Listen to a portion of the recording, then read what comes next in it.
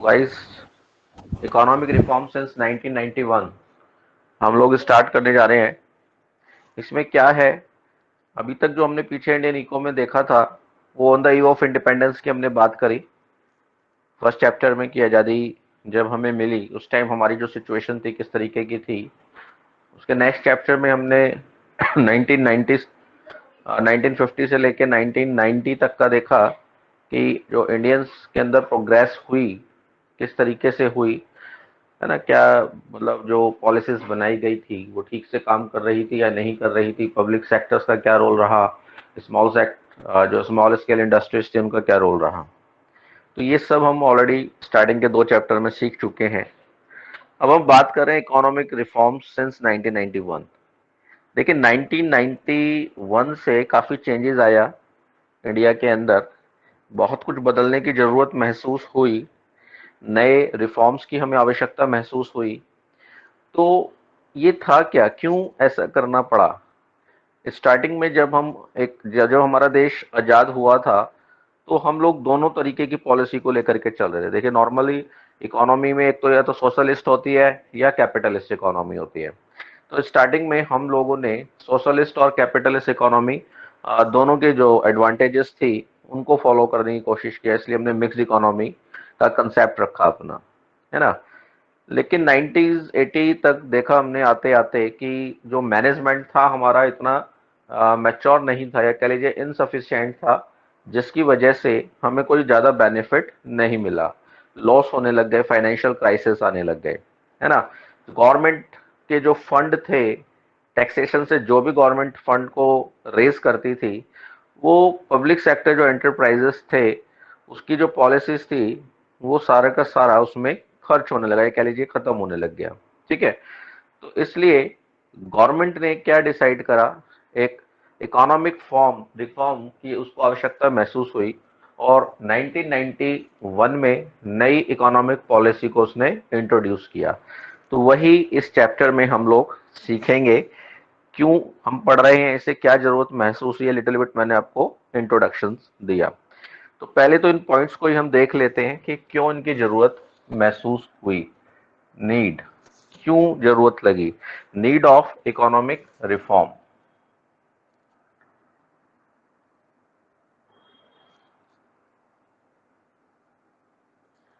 क्यों, क्योंकि जो 1991 का ईयर था वो बड़ा क्राइसिस वाला था, इकोनॉमिक क्राइसिस वाला। इतने ज्यादा एक्सटर्नल डेब्ट्स गवर्नमेंट के ऊपर हो गए थे कि उनको रिपे करना बड़ा मुश्किल काम हो रहा था। इवन गवर्नमेंट को लोन लेना पड़ रहा था, सोना तक गिरवी रखने की नौबत आ गई थी। तो ऐसी सिचुएशन से निकलने के लिए इकोनॉमिक रिफॉर्म की जरूरत थी। तो इसको one by one in points को हम कर लेते हैं, नीड्स वाले। सबसे पहले इंडिया वाज, साथ साथ मेरे नोट डाउन करते रहिएगा। India was facing India was facing serious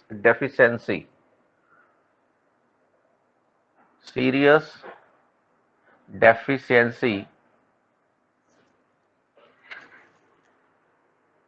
in her foreign trade, in her foreign trade balance, serious deficiency in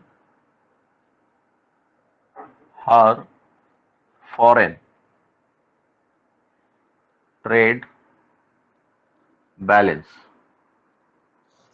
foreign trade balance, and it was increasing, and it was increasing।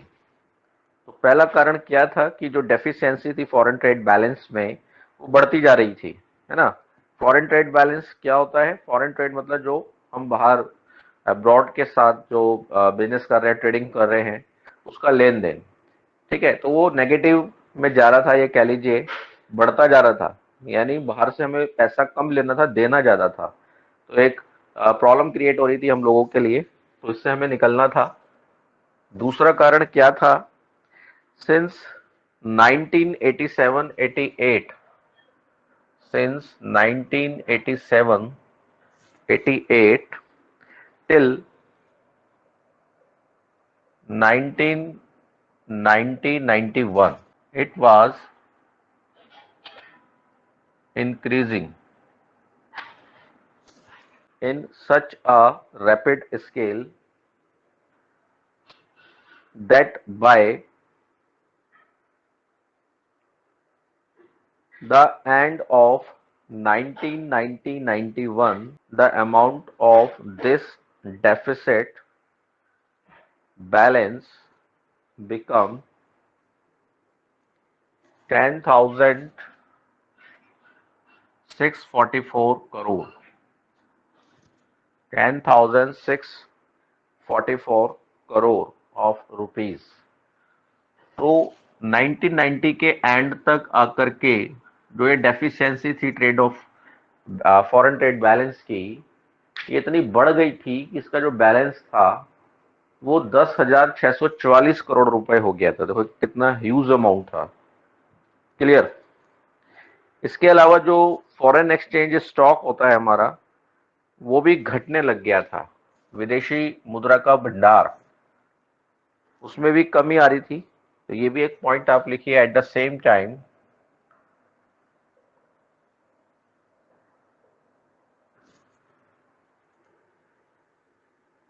The foreign exchange stock,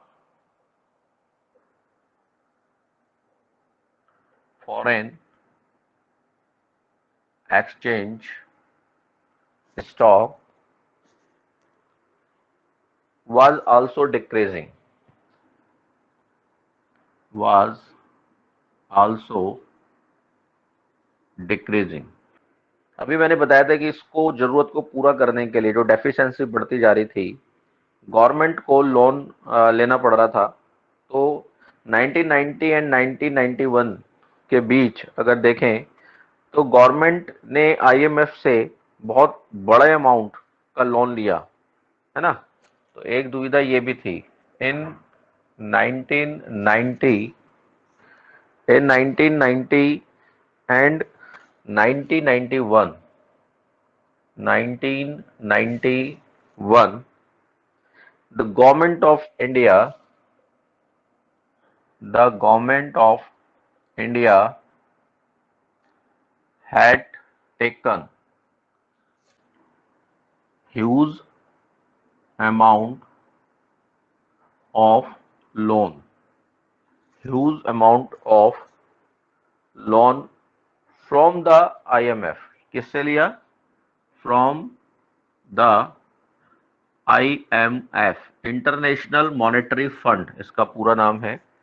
विदेशी संस्था जो कि loan provide करती है as compensatory financial facility.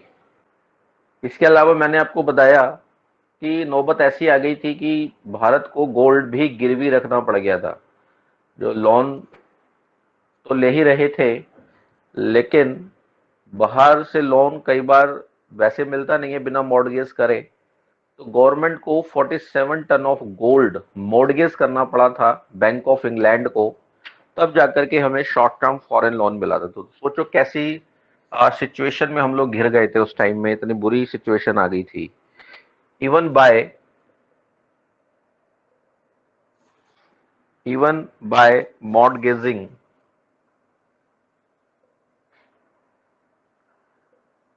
even by mortgaging 47 ton of gold, it had taken short term foreign loan, short term foreign loan, it had taken short term foreign loan from the bank of England. किससे लिया हमने? Bank of England से। From the bank of England. ठीक है जी, bank of England से loan हम लोगों ने लिया और इसको लेने के लिए हमें 47 टन का गोल्ड गिरवी रखना पड़ा। ठीक है, लिख लिया सभी ने यहां तक? इसके अलावा एक और बड़ी प्रॉब्लम चल रही थी इन्फ्लेशन की। इन्फ्लेशन आपको मालूम है, इन्फ्लेशन का मतलब होता है कीमतों का बढ़ना तेजी से। तो उस टाइम हम लोग एक ऐसी दुविधा में भी फंसे हुए थे कि 12% के रेट से इन्फ्लेशन हो रहा था। 12% मतलब बहुत ज्यादा होता है। 0.2%, 0.02% तो कहते हैं अच्छा माना जाता है, लेकिन 12 ये जो इतना तेजी से बढ़ रहा था, उसका मतलब था कि जो लोगों के हाथों में पैसा था वो कम पड़ रहा था चीजों को खरीदने के लिए। तो बड़ी दिक्कत वाली बात थी। तो India was also suffering inflation. Inflation,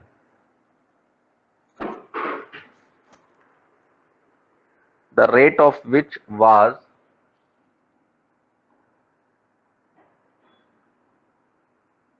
the rate of which was 12% in 1991.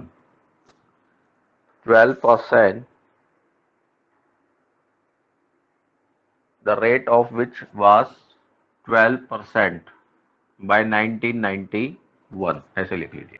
तो इतना तेजी से जो इन्फ्लेशन बढ़ रहा था, इसका कारण क्या था? जो एग्रीकल्चर प्रोडक्ट थे उनका जो प्राइस था, यानी रॉ मटेरियल के तौर पे जो भी यूज हो रहा था डिस्ट्रीब्यूशन में, वो महंगे होते जा रहे थे। और दूसरी बात क्या थी कि अमाउंट मोनेटाइज, मतलब जो डेफिसिट था वो बढ़ता जा रहा था। इंपोर्ट कॉस्ट अगर आप देखें वो बढ़ रही थी। दूसरा, जो करेंसी एक्सचेंज रेट था उसमें कमी आ रही थी, है ना? तो मतलब खाली इन्फ्लेशन एक चीज की वजह से नहीं, बहुत सारे ऐसे कारण हो गए थे जिसकी वजह से प्राइजेस बढ़ने चालू हो गए थे। जैसे अभी आप देख रहे हैं पेट्रोल का प्राइस तेजी से बढ़ रहा है, तो पेट्रोल के ऊपर कई चीजें डिपेंड है। मैन्युफैक्चरिंग सेक्टर तो सारा पेट्रोल पे टिका हुआ है। कई बार हम सोचते हैं पेट्रोल बढ़ने से महंगाई क्यों बढ़ रही है। ये सारा ट्रांसपोर्टेशन, ट्रकों में सारा सामान बाजारों में पहुंचता है तो वो लागत महंगी हो जाती है, तो ऑब्वियस है प्राइस बढ़ जाएंगे चीजों के, है ना? और कई मशीनों में डलता है, कई जगह यूज होता है, ट्रैक्टर किसान चला रहे हैं वहां डल रहा है डीजल पेट्रोल, अगर वो महंगा उनको मिलेगा तो चीजें के प्राइस बढ़ जाएंगे। ऐसी मशीनें चल रही हैं, फैक्ट्री के अंदर प्रोडक्शन हो रहा है, तो बहुत सारी चीजें एक दूसरे से बंधी हुई होती हैं। तो प्राइस को ये नहीं कि एक चीज की वजह से बढ़ रहा है। तो उस टाइम ट्रैप सा बन गया था जिसके अंदर हम लोग फंसते जा रहे थे। तो उससे निकालने के लिए ये जरूरी हो गया था कि हम अपनी पॉलिसी में बदलाव लाएं। भाई कई बार क्या होता है, जब हम कोई काम कर रहे होते हैं उसका अच्छा रिजल्ट हमें नहीं मिल रहा होता, तो हमें लगता है ना कि यार हम लोग गलत तरीके से उस काम को कर रहे हैं। तो हम पैटर्न को बदलेंगे, काम करने के ढंग को बदलेंगे, इम्प्रूवमेंट लाने के लिए। तो वही बात एक देश के ऊपर भी लागू हो रही है। तो जब जो पुरानी चीजें थी, है ना, लाइसेंसिंग था, कोटा था, परमिट था, 1990 तक जो हमने लास्ट पीछे देखा, उनसे जब फायदा नहीं हमें मिला इतना जो हम चाहते थे, तो फिर हमें अपनी पॉलिसीज को बदलने की आवश्यकता महसूस हुई। तो ये सारे रीजंस जो हम लिख रहे हैं उन्हीं पर बेस्ड हैं कि क्यों ऐसा हमें महसूस होने लगा था।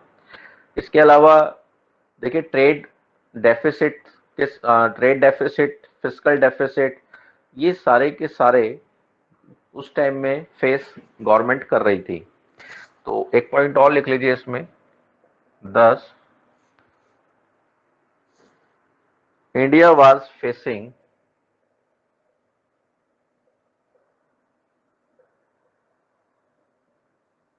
trade deficit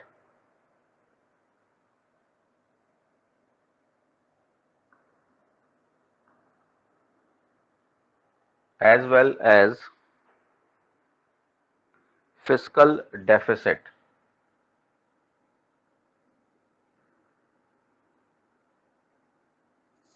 तो ट्रेड डेफिसिट के साथ साथ फिस्कल डेफिसिट, है ना, राजकोषीय घाटा, इसका भी जो गवर्नमेंट है वो फेस कर रही थी इस चीज को भी।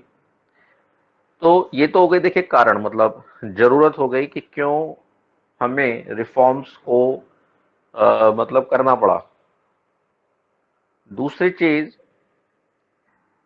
गवर्नमेंट इन सब चीजों से निकलने के लिए दो तरीके थे गवर्नमेंट के पास, कि जो फॉरेन डेब्ट है वो जो लिया जा रहा है उसकी जो कंडीशन है उसको फेवरेबल करे, जो हमें महंगा मिल रहा था उसको ठीक अगर वो करे तो काम बन सकता था।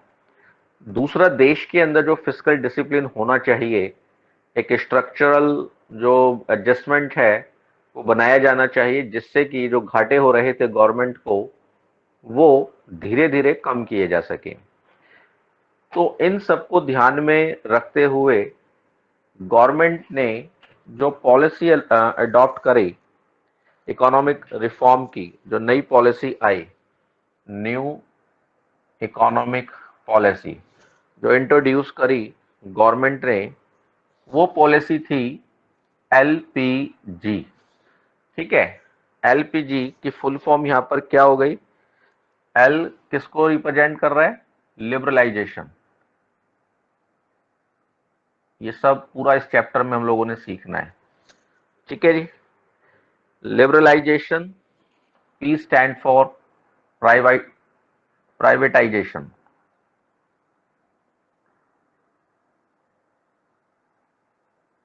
एंड थर्ड क्या था? ग्लोबलाइजेशन। वैभव समझ में आ रही है बात? आवाज नहीं आ रही है जबकि वैभव। सर आ रही है। अच्छा ठीक है, क्लियर हो रहे हैं ना पॉइंट? Yes sir. चलिए खैर, न्यू इकोनॉमिक पॉलिसी की हम बात कर रहे थे, LPG, liberalization, privatization and globalization. ये तीन पॉलिसीज गवर्नमेंट जो इकोनॉमिक रिफॉर्म फॉलो किया उसके अंदर अपनाई। वन बाय वन ये सारी पॉलिसी हम लोग डिस्कस करेंगे। तो पहले एक फीचर्स की हम बात कर लेते हैं, कई बार क्वेश्चन आ जाता है what are the main features of economic reform. तो इसमें क्या आप लिखेंगे अगर एक कॉमन क्वेश्चन इस तरीके से हमसे पूछ लिया जाए, तो वो और हम यहाँ पे डिस्कस कर लेते हैं, फिर वन बाय वन उसके बाद हम ये सारी पॉलिसी के बारे में जानेंगे। ठीक है, तो main feature,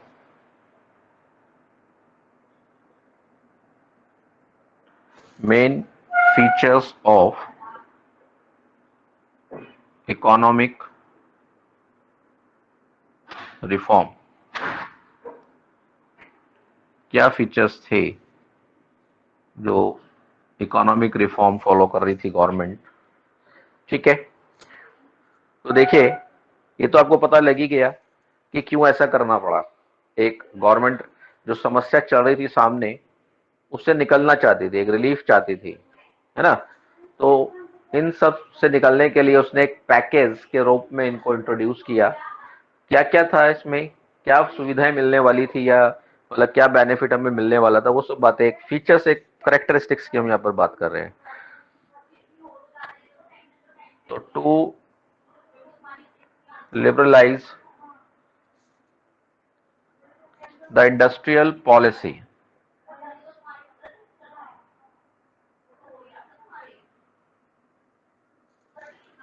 to liberalize the industrial policy of the government.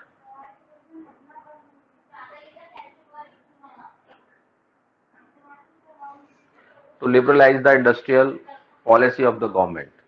Liberalise का मतलब पता है ना, वैसे हिंदी में इसे क्या बोलते हैं हम? कौन बताएगा? मालूम है किसी को? बीएससी में भी शायद पढ़ा हो अपने वर्ड। सर क्या कर होता से है इसका छूट मतलब? होता है ना, छूट देना। कर से छूट।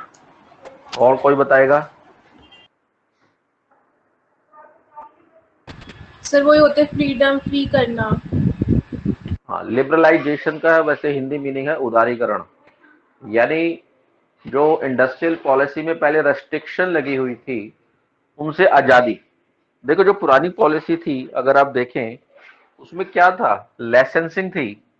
तो लिबरलाइजेशन क्या था? पहले क्या कर रहे थे, वहां पे लाइसेंस लेने की जरूरत हो रही थी, आपने देखा होगा। तो इसको खत्म करके लिबरलाइजेशन लाया गया, ऐसे आप इसे समझ सकते हैं, है ना। लाइसेंसिंग की जो रेस्ट्रिक्शंस थी उसको हटा दिया गया, उसको दूर करके क्या लाया गया? लिबरलाइजेशन लेकर के आया गया। ऐसे एक कोटा सिस्टम पहले चला करता था, है ना। कोटास को खत्म करके प्राइवेटाइजेशन को बढ़ावा दिया गया।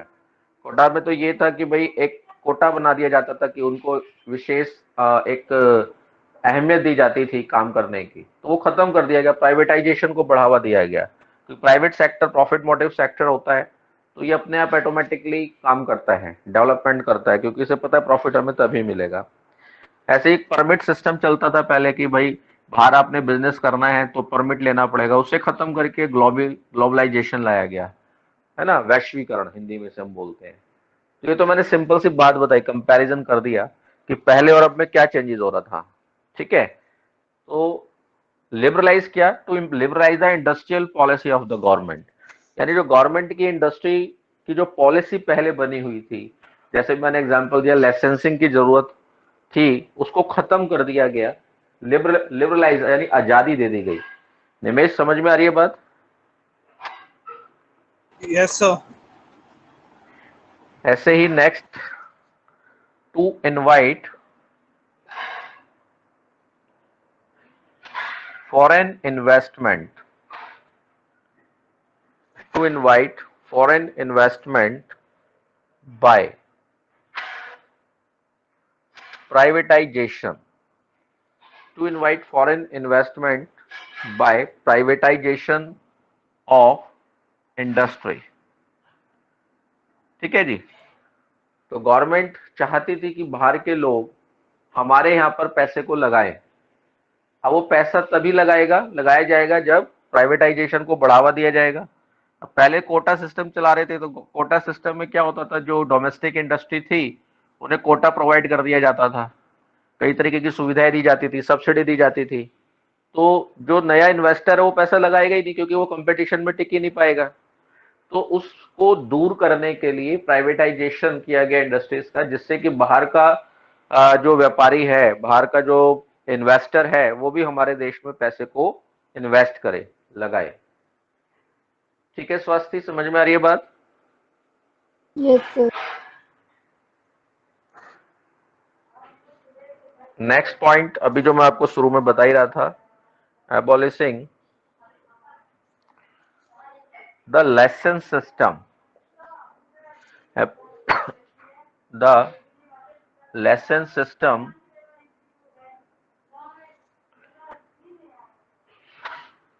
as a part as a part as a part of that liberalization, ये लिबरलाइजेशन के अंदर ही है।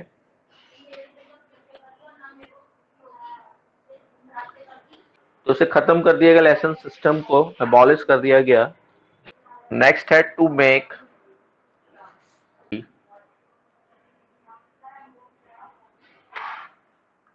import export policy of the country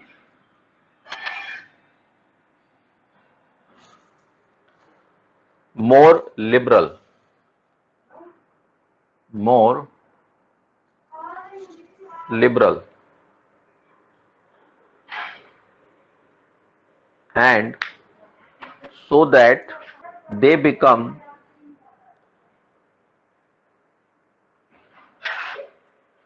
more easy to facilitate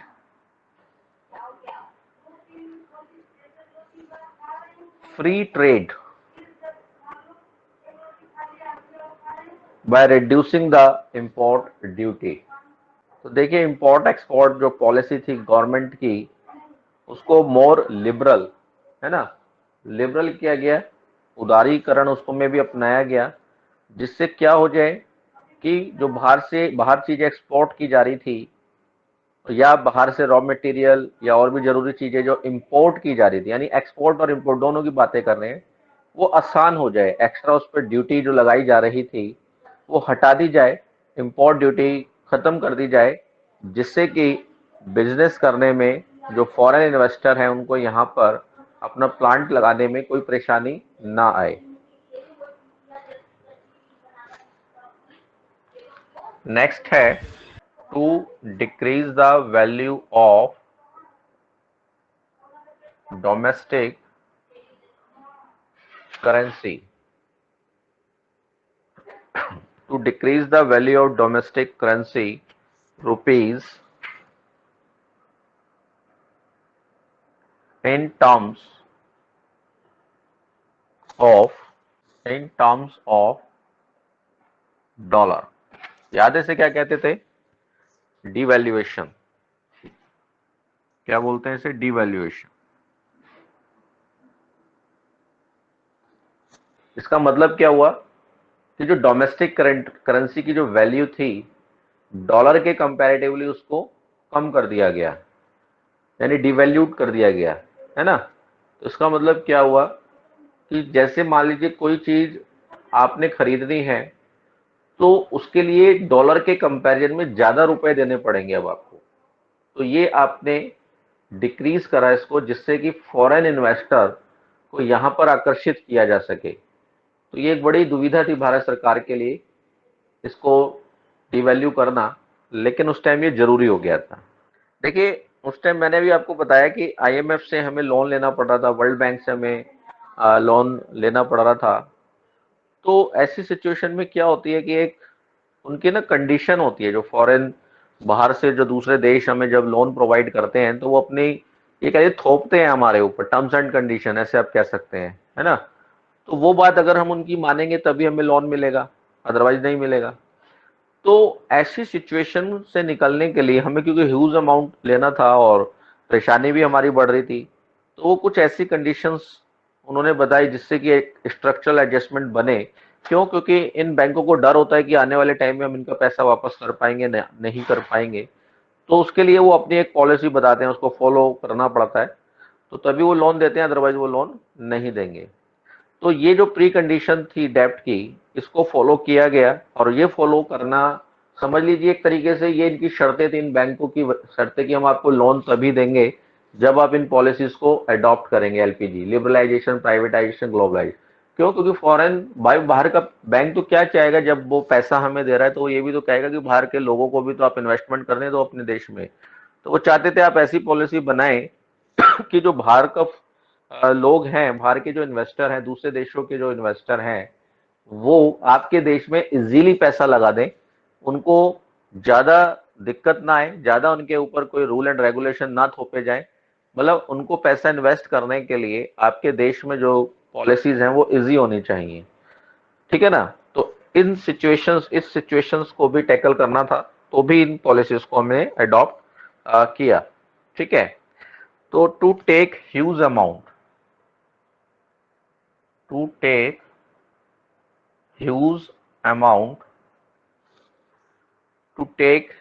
huge amount of foreign debt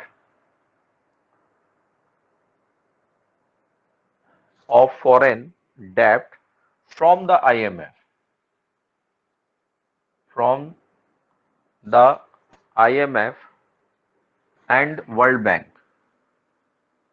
and World Bank for rejuvenating the economic condition, मतलब नए सिरे से बनाना, the economic condition, regenerate करना, एक तरीके से ऐसे समझ सकते हैं, economic condition of the country.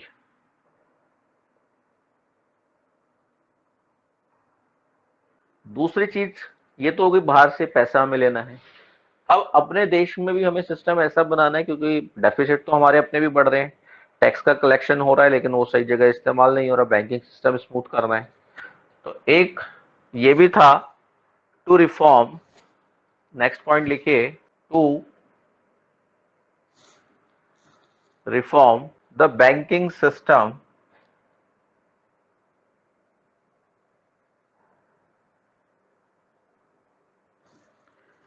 and the tax structure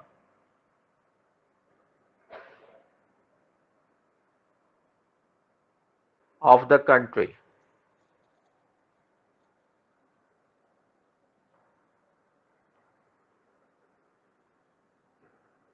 And last point, to establish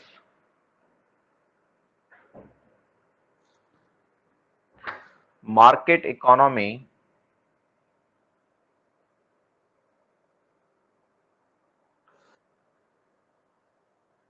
withdrawing and restricting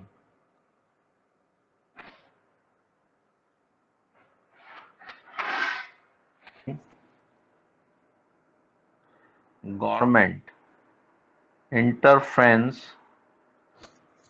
government interference का मतलब हो गया गवर्नमेंट के द्वारा रुकावट डालना किसी चीज में। किस चीज में? Interference on investment. तो गवर्नमेंट की जो रोक टोक थी वो खत्म करना था। तो एक मार्केट इकोनॉमी कौन सी होगी? Capitalist economy. देखिए ये जो सुविधाएं हैं ना, लिबरलाइजेशन है, प्राइवेटाइजेशन है, ग्लोबलाइजेशन है, ये सब मार्केट इकोनॉमी में पाया जाता है, जो कैपिटलिस्ट इकोनॉमी होती है। तो जब भारत के जो बैंक हैं, वो आईएमएफ है, वर्ल्ड बैंक है, ये सारे ऐसे देशों के हैं जो कैपिटलिस्ट इकोनॉमी को फॉलो करते हैं। तो उन्हीं की कंडीशन थी ये सब, कि ऐसा अगर आप करेंगे तभी आपको पैसा मिल पाएगा। तो इसलिए न्यू इकोनॉमिक रिफॉर्म हमें अपनाने पड़े। उसका बेनिफिट भी मिला, ये नहीं कहेंगे कि हमें नुकसान हुआ। हम एक जो जाल में उस टाइम फंस गए थे, जो हमारी पॉलिसी काम नहीं कर रही थी ठीक से उस टाइम पर, वहां से निकलने के लिए हमने इन चीजों को चेंज करा। वो जब की जरूरत थी, है ना, और ये आज की जरूरत थी। तो इन सब चीजों को ध्यान में रखते हुए हमने उनको देखते हुए जो नई पॉलिसी बनाई, उसका हमें बेनिफिट आने वाले समय में मिला भी। वो भी हम आगे डिस्कस भी करेंगे कि क्या पॉजिटिविटी रही, क्या नेगेटिविटी रही। ये भी एक अलग क्वेश्चन है जो हम डिस्कस करेंगे। तो ये तो ओवरऑल एक रिव्यू हो गया पूरे चैप्टर का, और 2 क्वेश्चन भी देखिए हमारे इसमें तैयार हो गए, है ना। नीड पता लग गया, इकोनॉमिक रिफॉर्म एकदम से हमें क्यों करने पड़ गए, 90s के बाद से चेंजेस क्यों लाने पड़ गए, है ना, और क्या क्या फीचर्स रहे उन चेंजेस में। ये भी चीज हमने इस क्वेश्चन में देख ली। अब वन बाय वन हम इन सब चीजों के बारे में जानेंगे। जैसे कि लिबरलाइजेशन है कि भाई क्या था, कंपोनेंट्स वगैरह इसमें क्या रहे। तो हम बात कर रहे थे लिबरलाइजेशन की, ठीक है। तो लिबरलाइजेशन क्या कर रहा है? रेफर टू रिलैक्सेशन, आजादी, refers to relaxation government restriction. किससे? गवर्नमेंट रेस्ट्रिक्शन से, ठीक है जी। और किन एरियाज में? Social, political and economic policy, ठीक है जी। तो ये हो गया लिबरलाइजेशन। एक रिलैक्सेशन दिया जा रहा है, जो गवर्नमेंट एक दीवार खड़ी करती है काम करने में, है ना, उससे आजादी दी जा रही है सोशल, पॉलिटिकल, जो इकोनॉमिक पॉलिसी थी उनके लिए। और ये जो फाइनेंशियल रिफॉर्म्स थे, ये कब से चालू हुए, इसकी डेट आपने याद रखनी है, जुलाई 24, 1991। 1 मार्क्स क्वेश्चन बड़ा इंपॉर्टेंट है, जो कि एग्जाम्स में पूछा जाता है आगे तक। जरूरी नहीं आप 12th में इंडियन इको पढ़ें, आगे भी कई जगह ये आती है। तो बड़ा इंपॉर्टेंट रहती है डेट, ये आपने ध्यान रखनी है। अब इसमें क्या क्या इंक्लूड था लिबरलाइजेशन में, ठीक है। क्या इकोनॉमिक रिफॉर्म्स थे? Economic reform under liberalisation.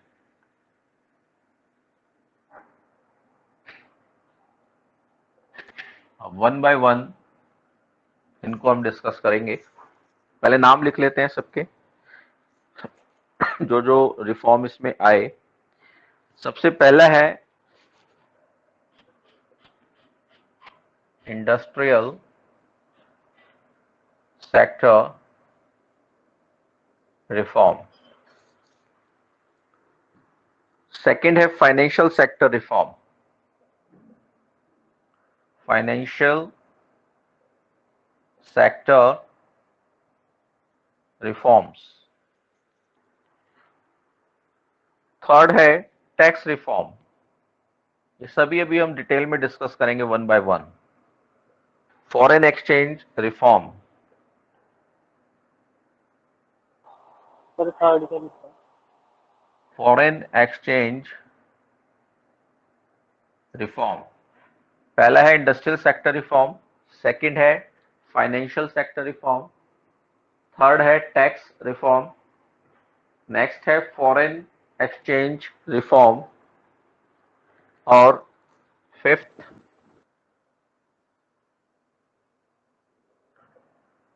Trade and investment policy reform.